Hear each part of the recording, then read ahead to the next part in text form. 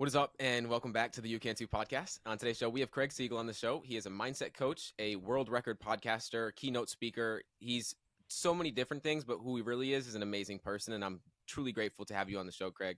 For those who may not be aware of who you are, can you give us just a brief rundown of who you are, what you're all about? Wow, what a fantastic introduction. Thank you for having me.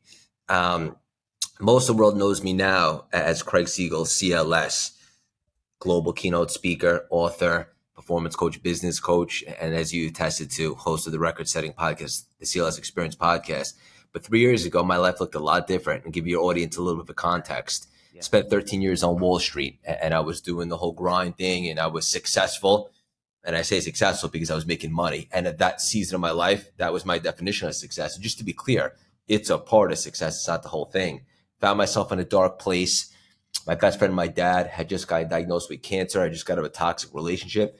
And even though I had my own business, wasn't exactly putting a dent in the universe. And so I started drinking more than I'd like to admit, but I didn't stay there long. I woke up one day and realized all I had to change was absolutely everything. And so I'm not sure if I found running or running found me, but I started running a bunch of marathons, which was great. That was kind of like the portal and the gateway for me to become available. And then fast forward the pandemic. Obviously, the world knows that as a global awakening. But for me specifically, I looked at it as a historic opportunity. When is the world ever going to sit still like this? I shut down my office. I made myself available. It occurred to me that I would actually rather die than choose to go back and be miserable. And we always have a choice. And I started investing in a new story, a new movie inside my head. And it occurred to me that I'm obsessed with personal development. I love it. I get off on it. I've been studying it for years, journaling, all the greats, NLP, Kabbalah, emotional intelligence, all that stuff. It occurred to me that it was more than a passion. It was a purpose. I married those two with my ability to communicate effectively. And I started putting out content. I started my CLS brand, Cultivate Lasting Symphony, or play on my initials. And look, it was scary for a second. Everyone's like, how'd you leave a stable business? Well, the COI, the cost of inaction for me was way too high. And so over the last 2 years time, a little over, the brand's exploded. One of the top podcasts on the planet, just got a record, first time author, book deal, coaching communities, all the things. It wasn't only a career reinvention, also just got engaged. We just got a brand new puppy who you may or may not hear in the background. He's giving me a hard time. Make a long story short, sold the business on Wall Street. This is it for me in some capacity for my life, and we're just getting warmed up. And I know that was a long-winded answer, but I wanted to give your listeners who might not have been familiar just some context on the power of reinvention and making a decision. And if I could do it, so can all of you. I love it. I love it. This is why you're on. This is why I'm so grateful for you, man. Your energy is contagious, and I don't think you kept bringing up this mindset of becoming available. And I'm excited to hop into quantum physics and everything that you dive a lot into. Where did that mindset even come across for you, and how have you adapted it in your life?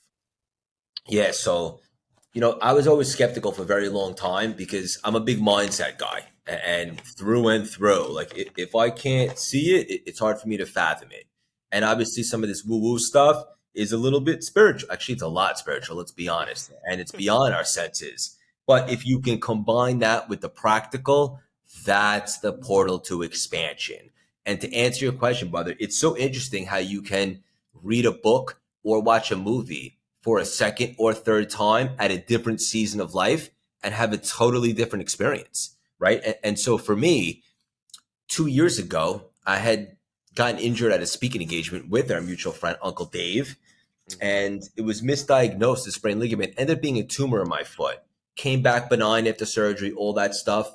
And you can read about this in the book a little bit, but make a long story short, I had some downtime because I was training for a marathon at the time, but obviously I couldn't be doing that because I was on crutches and there was a hole in my foot.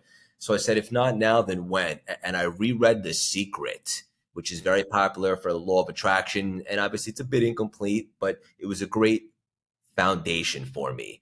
And it occurred to me that who's speaking to you right now, this meat suit, it's just a somebody suit, right? It's just flesh and bone, but what's inside is a soul and a spirit. And that's tapped into this infinite field of intelligence. We all are.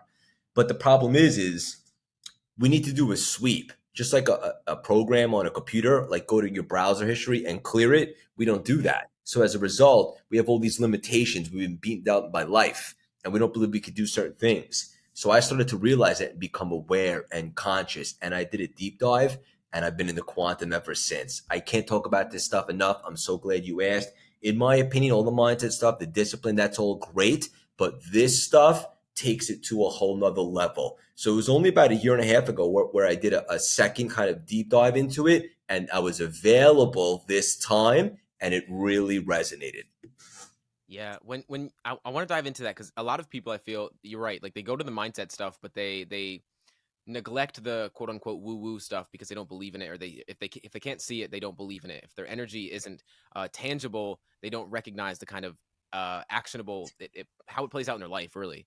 So I'm curious for you, like, what does available look like for you, and how do you know if you're available What a for people great out there? question, brother. Awesome. And being available means you understand how to receive, Mm, right? Because why does some people make a lot more money than others? Is it because they're better than them? I don't think so.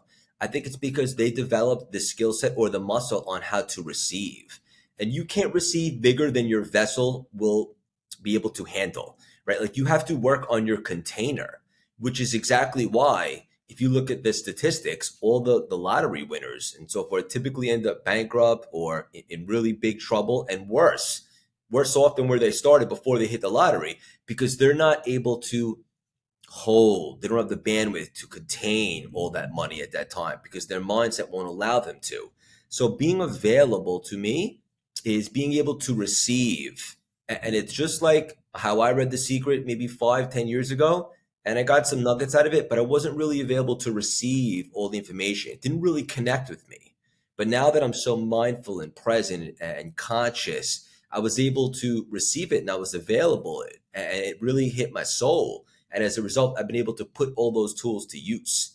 Right. So that's why, like, in the beginning of my book, which comes out in August, and I never publicly said this, but I make a declaration like, I'm very familiar with the self-help junkies that are at all the events and they keep going. And it's like, at what point do you start to put it to use? Right. So in my book, I said, all the knowledge we're about to talk about is great, but it means nothing if you're not available to receive it and then apply it. So it's a muscle, it's a skill set, it can be developed, but you have to work on it. yeah, yeah, absolutely. That was Secret was a great book for me too. One book that was really impactful was Breaking the Habit of Being Yourself, and it kind of helped me realize that's some Joe Dispenza work, and it really helped me realize quantum physics and how we do play our energy plays out in our life. And meditation has been a really impactful way of increasing my frequency in the world. And every single day, first thing in the morning, that's the number one thing I do after I go to the gym. Has meditation played a role in your ability to become more available? Would you say? It's so interesting because you would think I'm like the master meditator, but the truth of the matter is, part of my morning routine and rituals is I pray and I do a bunch of things and I try to get quiet and think and kind of be a witness to my thoughts and Yeah. step back and then choose which frequency I tune into. But for me, running is my moving meditation. That's where I do my best connecting, and that's when I'm most available. But I don't have like a physical, so to speak, like in my place meditation practice. But I do know how important it is to be mindful and present because that's the portal to expansion, right? Because life is not what you think it is, right? Because it's not, you don't just see what your eyes can show you. That's where it ends for most people. If you close your eyes, you can actually see further. Why? Because that's the infinite energy filled of possibilities. You get to use your imagination, right? So, like I said earlier, I gave the analogy about clearing your browser history, right? By being mindful and meditating, you can get quiet and you can block out all that noise, that interference, and that's where the magic happens. That's when the creative divine downloads come, like it did for me in the beginning of the Yeah. pandemic, right? So I couldn't agree more with you. I think it's everything. Obviously, everybody does it a little bit differently. For me personally, it's mostly on runs or in the morning when I'm praying. But I 100% agree to be able to get mindful and become a witness to your thoughts and then choose what you're tuned into is absolutely the portal for all that growth. Yeah, yeah. Another book I recommend so many, but Psycho Cybernetics. I'm not sure if you've read it, but a lot about Heard self of it, image. never read it. Yeah, a profound book, and it kind of talks about like when you do close your eyes, it's like you kind of spoke on it earlier. It's like a mental movie almost. Like you can picture as though where do you want to be instead of reflecting so much on where you've been, and you keep identifying with that kind of identity. I'm curious, like going into, you know, 6 marathons and some great times as well. What has running taught you about yourself, and how have you kind of been able to, you know, mitigate the negative self-talk? I feel is where a lot of running probably comes in, because you're able to, you know, disrupt that voice that immediately comes in. Yeah, great question again, brother. For me, people think CLS was an overnight success Hmm. because I was one person for 13 years on Wall Street, and I started to get very miserable in a dark place. And then they see CLS popping off the way it is. And a lot of people in the space, people, my friends now, Ed and all them and Tony, they say they've never seen somebody explode a personal brand relatively so quickly, and very humbled by that. The one thing that a lot of people don't know, and maybe it's because I haven't publicly talked about it that much until the book comes out, is Hmm. there was a season in between the end of Wall Street and the beginning of CLS, and that was running, brother. That was the marathon season, baby. And that taught me that I could do hard things, that I can make the world my accountability partner, but by Yeah. establishing what I'm going to do and then set out to go do it. And ultimately, anyone that's run that type of distance or even more, you know about the voice in your head that gets real loud around mile Hmm. 18, 19, 20. But how do you combat that voice? How do you deal with it? How do you handle that opponent, right? And when you learn those strategies to be able to overcome that and you cross that finish line and you do well and you prove, it's like, if I could do this, I mean, I could be a top speaker. I could be, a huge best-selling author. I could have the top podcast on the planet. We could be the face of personal development. Why not? We just put in the work, right? And so forth. And so for someone that wasn't naturally a runner, I'm 5'7.5". I never ran. I always worked it out, lift weights. For me to be able to do that and prove to myself what I'm capable of, it just gave me this whole other dimension and level of confidence that I never quite had before until I stepped into the running arena. Yeah, yeah, that's really what it is. It's like you set a standard for yourself, and if you hit it, that's what creates the confidence to be able to go out and do what you're doing now. And I know, like, the shift out of Wall Street, 13 years, like that same negative voice, that same internal narrative, have to been very resistant to stepping out of, you know, going into what you're doing now. How did you fight past that? What was that experience like for you?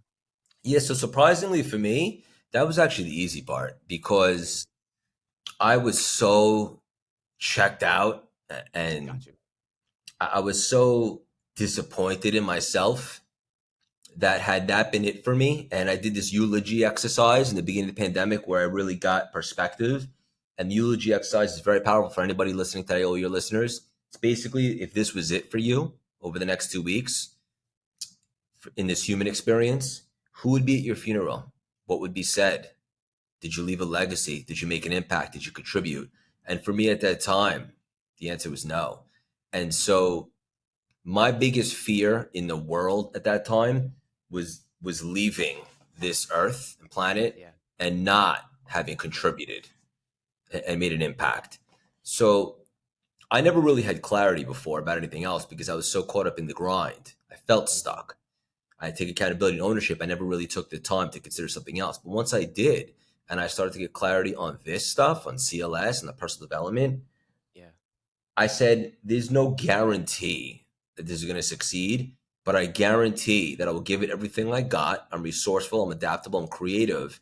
And for the first time in my life, I will show up as the real me authentically. And at least if I fail, I'll fail being myself. And I can live with that.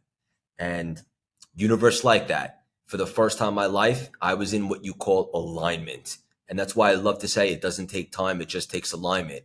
And then it popped off. So, make a long story short, brother, I was so scared to stay status quo and underachieve and not utilize my God given gifts that were given to me for a reason. And so, once I fulfilled my assignment and realized why I'm here, that was exciting to me. Yeah. It was the decision was easy, but the process was in itself another thing, right? Like the decision Fair after a enough. while, it's like you've made that decision time and time again, and now you finally chose because, you know, COVID happened, and it's like this is the time for reflection to really see. I was in a very, very similar position. To give you a little context, I lost my father and uncle at 37. And so seeing them pass away so young, it was just like I don't want to get to the end of my life and regret not doing what I could have done or having an impact as well. Because I mean, that's why we're here. And you found your purpose in what you're doing now. And that's, I feel, is like your superpower is the energy that you can cultivate in other people and help people evolve in their life. And I'm curious, like you said, I mean, you've just expanded so much so quick. What are the less obvious reasons that you found success? I'm all in, first and foremost. I think a lot of people think they're all in, but they're really not. Mm, For me, when I started this, like in the beginning of the pandemic, while you saw a lot of Netflix, specifically that Tiger show, and a lot of day yeah. drinking, I mean, I was putting out content. And I want to be very clear because I think this will really connect with your audience. The first 8 months of CLS, I didn't even have a laptop. Mm, I didn't have a website. I didn't have an LLC. I was making content like this from my phone, putting it out, building awareness, um, shaking hands virtually, like going in lookalike audiences, introducing myself and building a community. And I was all in, probably like 20-hour days, but like it wasn't work to me because I loved it. And I married the process and divorced the outcome. I think so many people think that they have to get a touchdown or a home run every single day. No, no. What I would suggest focusing on is how can you move the chains every single day? And for my football fans out there, like how can you get a first down? And I believe getting a first down is something you can accomplish each and every single day. That doesn't mean you have to get the 7-figure deals every day, the book deals, the huge podcast guests, all the sponsorships, all that. But you can do something to add value and build your awareness and extend your reach. I'm just giving an example based upon the arena that I chose to be a gladiator in. And I got to work, brother, and I'm all in, right? Like, and it's interesting because I had this epiphany somewhat recently. The last marathon I ran, which was in October in Chicago, I PR'd. I ran a 3:31, which I think for most civilians, be like, whoa, that's really good. For me, I was thankful for it, but I know I could have done a lot better. I left some gas in the tank. And it occurred to me after that that the reason why I didn't perform the way I thought that I could is because I wasn't all in on running, because I'm all in on CLS and my right. fiance, right? And in order to be all in on the running, like your nutrition has to be perfect. You got to be putting in the miles every single week, the recovery, all that stuff. Now, just to be clear, I'm committed to it, more than most people, but I'm not all in because my career will always, have a higher emphasis. So once I realized that, it occurred to me that that's one of the reasons why CLS has been so successful is because I'm living, breathing, eating, sleeping CLS all the time. And I think a lot of people think they're all in, but they're really not, right? Like when they come home and they're tired, like, are you going the extra mile? Are you in that empty mile? Probably not.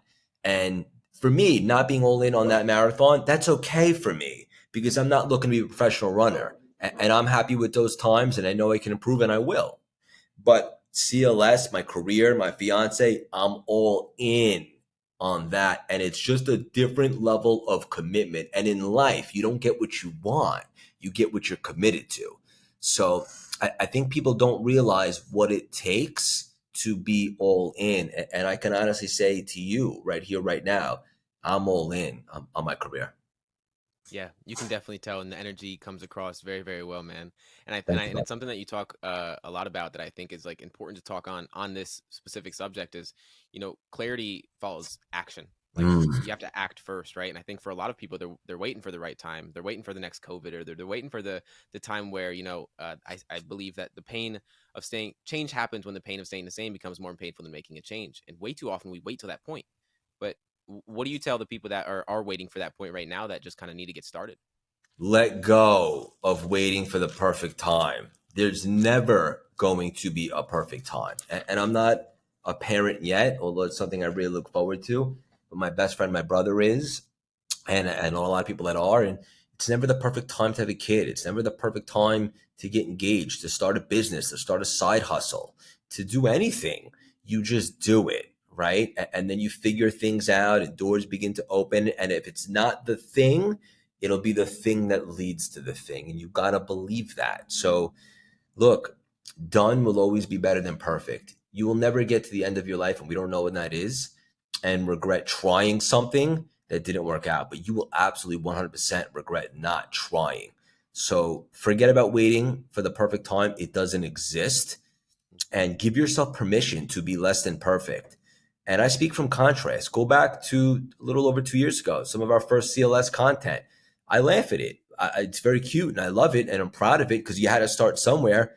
But it's very obvious now that we're much more polished and seasoned and experienced. It's like going back to your favorite show, season one. They didn't have the budget yet, right? Yep. But that's okay. That's okay. If you're not embarrassed with who you were a year ago, you're not growing. But you got to get in the damn arena. That's when things begin to unfold. So let go of waiting for that perfect moment. It doesn't exist. No, it simply put is clarity comes from action. You just have to act, and then the clarity is going to come from it. But I mean, you're not going to get anywhere if you don't start, right? I mean, That's right. I'm curious for you, like with Wall Street and now entrepreneurship, there has to be some element of relieving control, and I'm curious how has that kind of played out in your life, and how have you been able to, I guess, manage that balance? Relieving control. Yeah, in regards to like say entrepreneurship, you can't always control the outcome. In True. Wall Street, you can't always control the outcome. So how have you True. been able to relieve control? I think for a lot of people, they're trying to control the uncontrollables. Yeah, really in life you can't, right? So Exactly. surrender and flow. Hmm. And what I want to do and what I want to come across to everyone right now is set your intentions, have the whiteboard, have the vision board 100%. Set those intentions because you can't hit a target that you can't see, but then divorce from it, divorce from that outcome and marry the process, as I said earlier. Yeah. And if you Yeah. could do that, you could fall in love with the journey and the day to days and some of the stuff in between.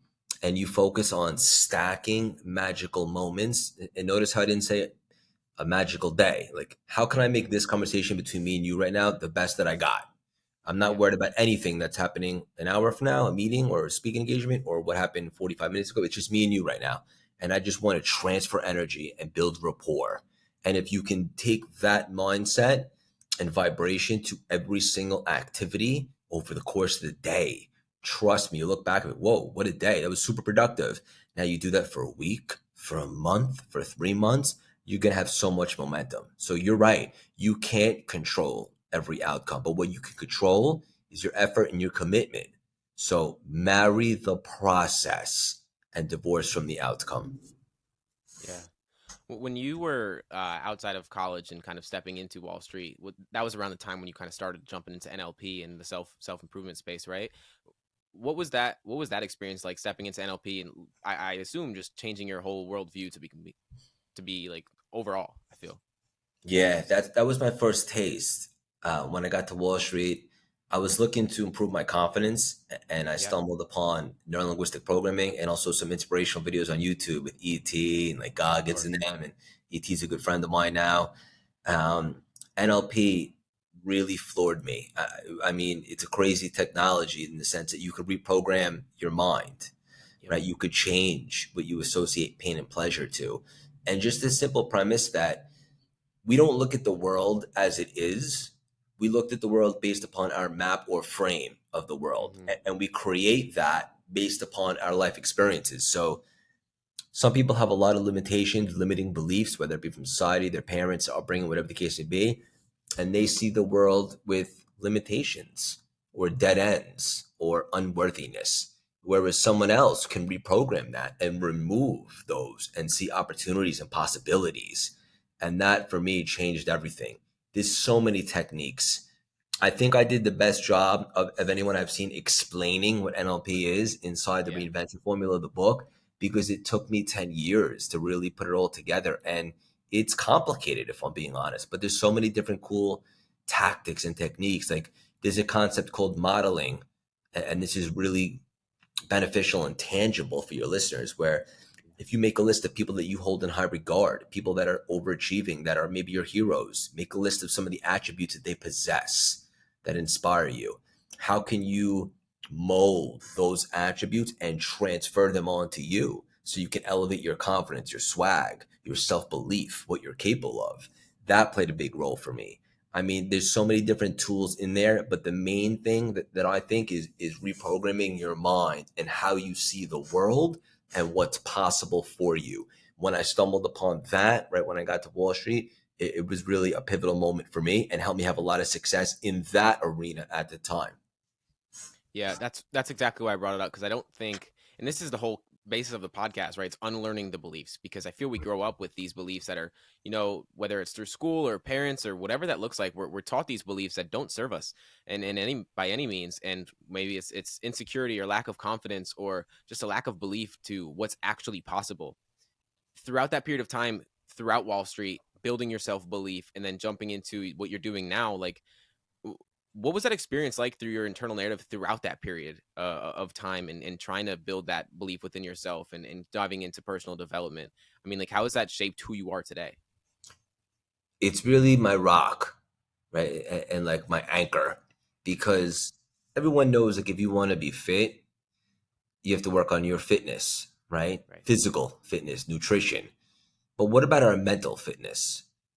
Staying mentally fit. For me, that's something I've been doing every day for the last 15 years.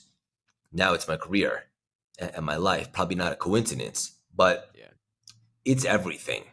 If you're ever in a rut, right, go back to sharpening the axe, as I like to call it.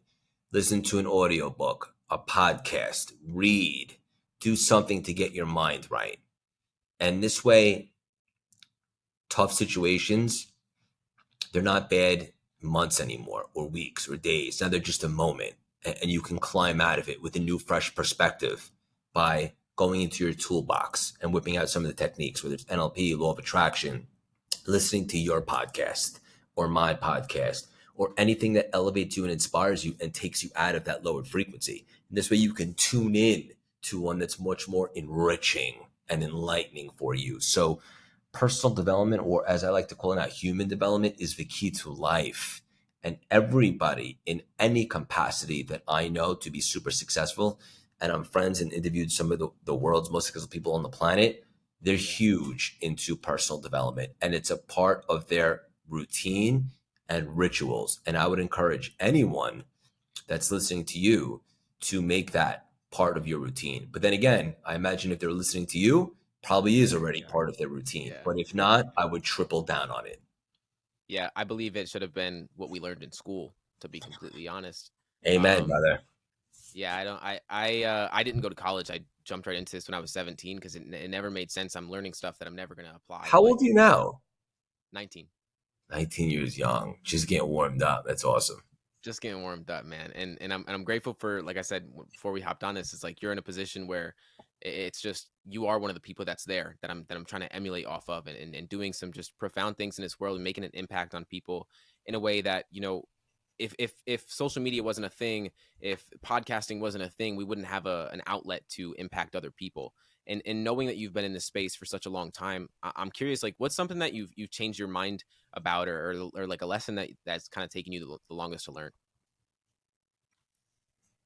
Good question.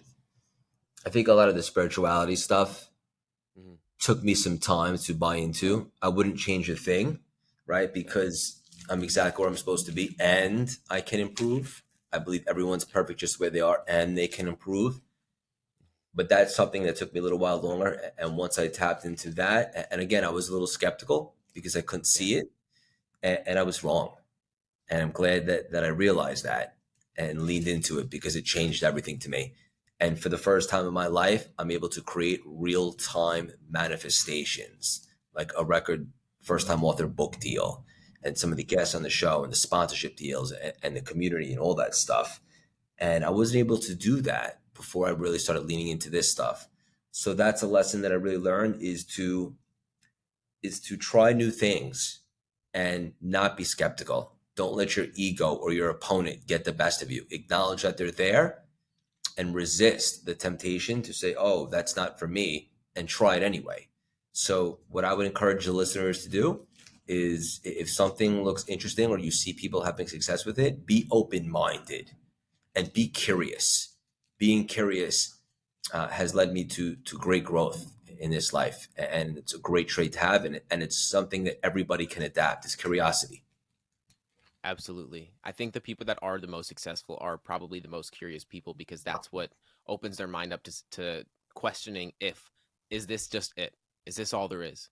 Because when we don't grow up seeing it, it's very hard to adapt the mindset that it's possible for you, right? And your ego, again, is always going to get in the way. And I think a lot of people see the ego as this egoic, as I'm just so confident, I'm this kind of person, but we don't see the other side of the ego.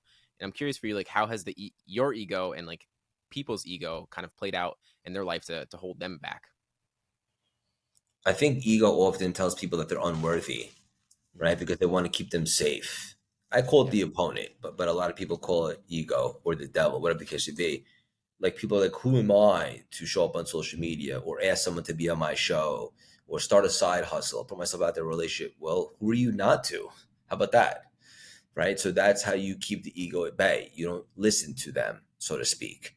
And oftentimes you can even have a paradigm shift and look at the ego as your friend, because anytime you hear that voice in your head that's messing with you, your ego trying to keep you playing small, it's an opportunity to know, oh, he's back again.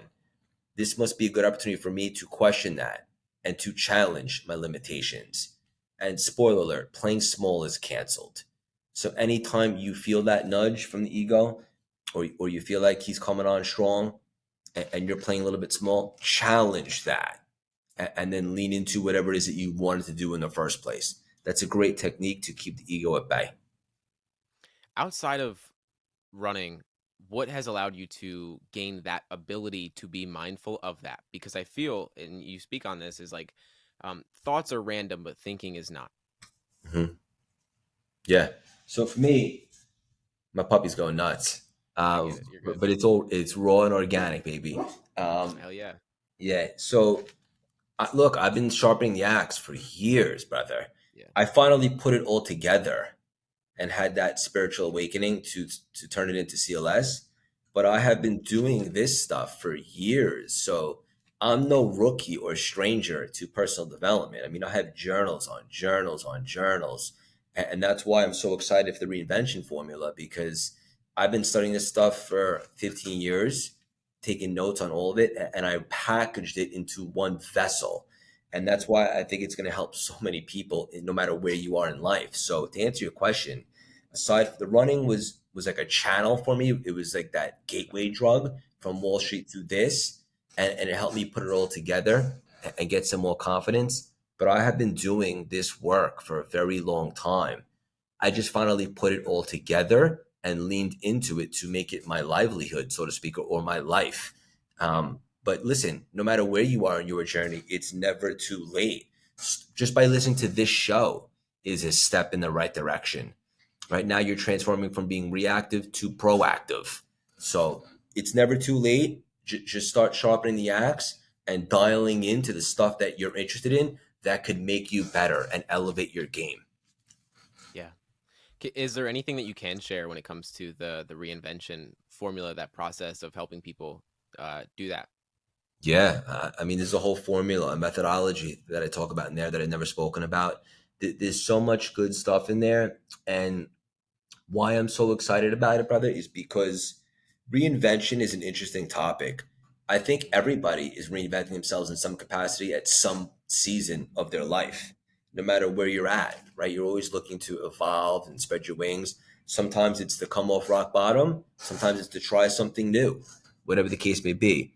But how? How do you actually go from A to B? Forget about Z, right? And I do a very deep dive into exactly what I was feeling, how I started to redesign my mindset, to re energize my enthusiasm and passion for life, and how I begin to show up as the person I wanted to become now, even though I couldn't tie the experience to confidence because I didn't have any in regards to this arena, so to speak. So, I'm really excited about it. All the methodologies and stuff is in there as well. And also, I'm a really big movie guy. I love movies. I'm always looking for a message. And so there's a bunch of cool movies that I talk about in there too, with lessons that I extracted from those films Mhm. and then applied to my life that led to great success. And I know those will be applicable and transferable for anybody in any arena. So in case you couldn't tell, I'm really excited about it. Yeah, yeah, absolutely. Like throughout your journey, when do you feel like you established that you're the main character of your own movie? Well, I am the main character of my own movie, and so are you. And Amen. and get this, I'm an extra in your movie, Hmm. right? Just like you're an extra in my movie. And I would encourage everybody to think about that.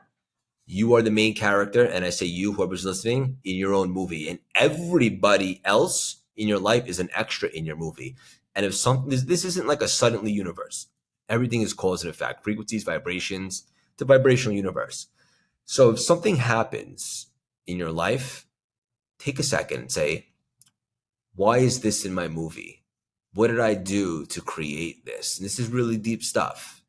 I learned a lot about this stuff in Kabbalah and applied it to my own life. So everybody from the day they're born essentially is the main character in their movie, and everyone else around them are just extras, right? So anything that happens is good feedback to take a second and say, why did this happen in my movie?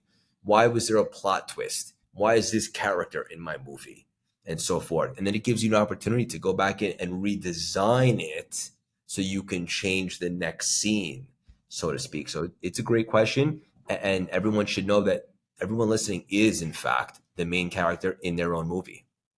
Absolutely. I know growing up insecure, do you feel like that was that always a mindset for you, or when did that like become an established mindset that you kind of took on in your life to be able to take control, forge your mindset, and now create the life that you've been able to create? Growing up, I was a bit insecure. I was a little bit shorter. I had acne. I never really like fit in. Like I was popular and I had a popular group of friends, Yeah. but something just didn't sit right. I always felt like I was here for more, and I just wasn't able to put it together. But because I had those feelings, I did have an edge. And I never stopped giving up looking or searching for what that might be. Thought Wall Street would be it for a little while. It wasn't, but it was the right thing at the right time to grow and learn, spread my wings, so to speak. But ultimately, being a little bit insecure and self-conscious and working on my confidence, I think that actually, instead of paralyzing me, it gave me an edge. And I always thought that I was here for more. And one of the reasons why I really stepped into the marathon thing and really got excited about it is because you're not really competing against anyone running marathons, right? You're competing just who you were Yeah. yesterday. It's just you, God, and the pavement. And I love that. And it's a chance to improve each and every single day. And so I always had this edge, but I just wasn't able to channel it for good use, I guess, until CLS. And that edge helped me understand that even though I had 300 Instagram followers at the time, friends and family, which you can argue is less than zero, I had Yeah. no connections, no network, nothing. I just had this edge that I had been successful at things that I didn't even love, such as Wall Street, running, and all that stuff. I actually love personal development. Yeah. How can I fail at this? I'm determined, I'm resourceful, I'm going to figure this thing out. And that edge that I've been carrying around for 35 years, finally, I channeled it into the right arena. And that's one of the reasons why there's been such a meteoric rise and explosion in the brand in a relatively short amount of time. It's a great question, bro. And I think having an edge is good. And everybody should cultivate an edge in some capacity. And I resonate so much with it. Like growing up, I felt the same kind of like lack of clarity, lack of alignment, lack of just knowing that I feel something. There's a pull inside of me. I felt spiritually guided almost to this place to where I'm at now and making an impact. And I think for a lot of people, they feel that as well, but they don't have the initiative to just to take the action and see. And that's why I spoke on earlier is like clarity is going to come after you take action. What's something that you feel you've mastered and what's something that you feel you're still learning? I've mastered leaning into things that make me feel uncomfortable Mm, because I know that on the other side of that is where all the massive growth happens. absolutely. And I think a lot of people shy away from things that feel uncomfortable. And as a result, they never reach that level of greatness, so to speak. So I look forward to things that challenge me. I know it's not about the destination, but about who I become in the process. And I look forward to that. And that's something that I really take pride in having really worked on myself and gotten better at. And I'm not scared of anything because I'm not afraid to fail. I'm not afraid to look silly either. I think that might be a superpower too, if I'm being honest. And then the other part of your question was, what is something I'm looking to get better at? Yeah. Um, I don't know what I don't know. That's why I surround myself with coaches and mentors, and I believe everybody should have coaches and also mentees. Um, you know, I don't know. I'm very humble these days. You know, I'm Yeah. far from perfect, believe me. But whatever I don't know, I ask questions. I ask so many questions that people are often like, all right, Craig, enough. I got to go to dinner and stuff like that because I'm so curious and I want to learn and get better. So I'm not sure what I need to be better at right now. Yeah. But anything that does come to mind, I typically double. I'll tell you actually right now, just came to me. So we're growing and scaling our company right now, our brand CLS, and we're hiring a lot. And I used to have this scarcity mindset that who's going to wake up as excited about CLS as me, right? So I thought I had to do all the things, but that's a limiting belief, brother, because you can't get to the next level, be the face of personal development by yourself. You have to grow, scale, and trust and hire and all that stuff. So I'm starting to delegate and realizing that there's people that are better than me at certain things. So let them Yeah. own that. And now I could spend more time in my zone of genius and doing what I do best and being impactful for the world, so to speak. So while I was talking that out, it hit me just like that. That was a creative divine download. So something that I've been working on is trusting and hiring and scaling and delegating, and it's been profound for us and the business for sure. Yeah, it goes back to letting go of control, right? Like we always feel like we try to hold Yeah, on to everything we can almost, and I think for a lot of business owners that is a really big shift that they need to get through. And talking about your superpowers is like the energy that you bring off is something that everyone feels when you walk into a room, when you hop on a podcast, when you listen to the podcast, whatever that looks like. Tell me about your whether it's your gratitude practice or whatever that gets you in this state that I know that you're in a position now where you love what you do, but how can more people cultivate this kind of energy in their life? very simple. Get into alignment, Mm, right? When you're aligned, you're excited, you're enthusiastic. You don't need an alarm clock. You can't wait for Mondays. damn right. And I speak so confidently about this, brother, is because I have contrast. Because I spent a long time not being in alignment, waking up on Mondays and looking forward to the weekend. And it pains me to say that. And sadly, I know that probably a huge percentage of the world is like that right now. And that's why my core message of reinvention and fulfilling your purpose and creating a hybrid of making an impact, having a lot of fun, and unapologetically making a lot of money is so relatable right now and connecting people because so many people are out of alignment. And as a result, they need to do things to elevate their state, like excessive amounts of caffeine or Yep. you know, getting into a higher state by doing these tricks. And that's fine. You know, you're not going to be 100 miles an hour every single day. I get that.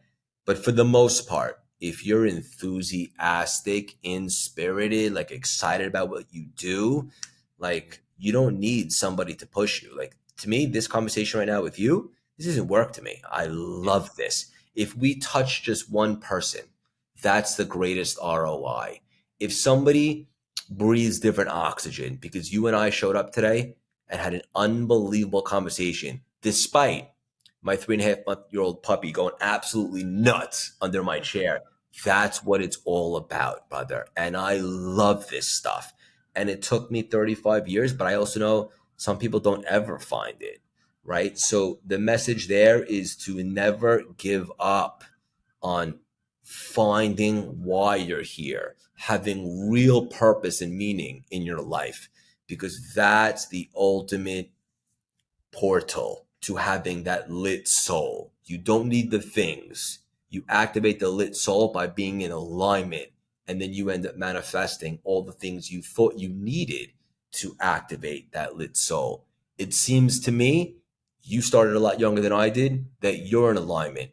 Not to say you're not still figuring things out, but it looks like you're really excited, enthusiastic about what you're doing right now, and it's very contagious. So the Yes. best way to show up energetically on fire for every single thing that you're doing is to get in alignment, brother. No words to that. Full true. Fully true. Feels so in alignment with what you just said there. And there's last question I ask every single guest. It encapsulates what I try to do with this podcast. And it's what belief are you currently unlearning?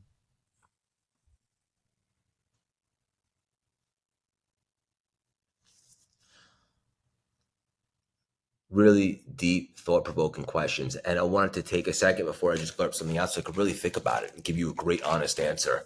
Yeah. I think that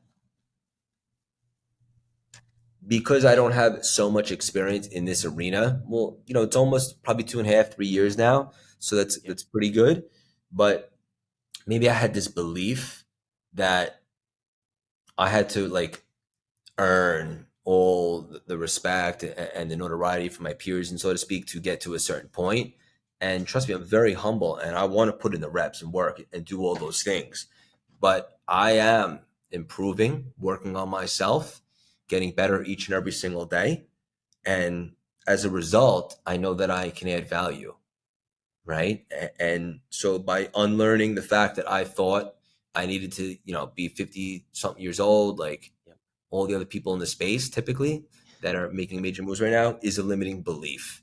And I'm letting go of that and realizing that we're here now, we're doing the work, we're putting out great content, we're fresh, we're exciting, we're passionate, we're energetic.